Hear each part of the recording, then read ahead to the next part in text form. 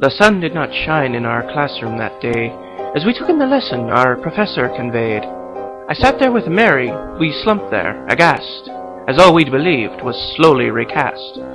It was Dr. Bart's class, we'd attended it daily, though his lessons would grate us like an old ukulele.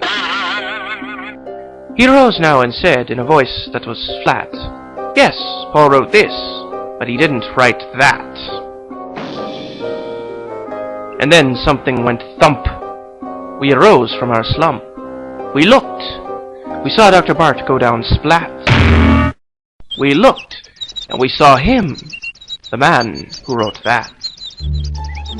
"I wrote these letters," he said. "They're mine, I speak true. So why pay attention to what he tells you?" And Mary and I knew not what to say, for Dr. Bart had taught us a much different way. Dr. Bart said, "No, you didn't write one. The second's a fraud. Now get out and begone." "I did write them both," said the man with the beard. "To think otherwise is upstandingly weird." Then he turned back with the speed of a skunk. The man who wrote that came back in with a trunk. Then he lifted the lid with a wave of his hand. "Now we'll discuss evidence," said the small bearded man. "I have lifted the lid. Now you see something new. 2 letters. I call them Thessalonians 1 and Thessalonians 2. Both bear my name," the man said with a grin. "Do you disagree?" he asked as he pulled on Bart's chin. "Of course not," Bart growled, his voice surly and mean, as he stood there unmoving like a steel figurine. "And all others outside, they say they are mine? To what author's name do they these letters assign?" "Yours as well," Bart grunted, his hands in his pockets, as his eyes rolled around in their reddening sockets.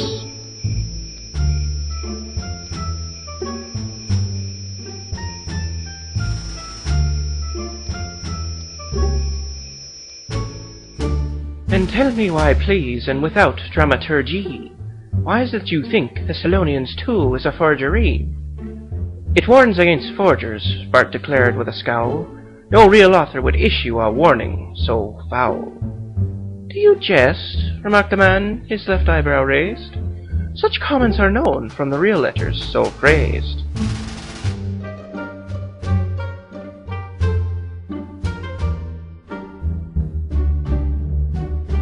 "The change in tone," Bart replied.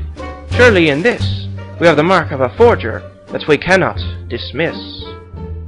"How odd," said the man, "that you did not see. That reflects on the state of my addressee."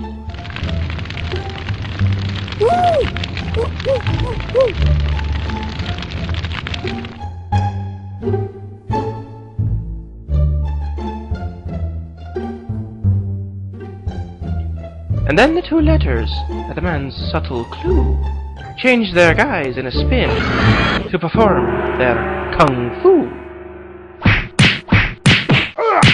With that, the man nodded. He left the room with his friends. His point had been made. The conversation did end. "What's wrong, Dr. Bart?" You look really pissed. Never you mind. Class is dismissed.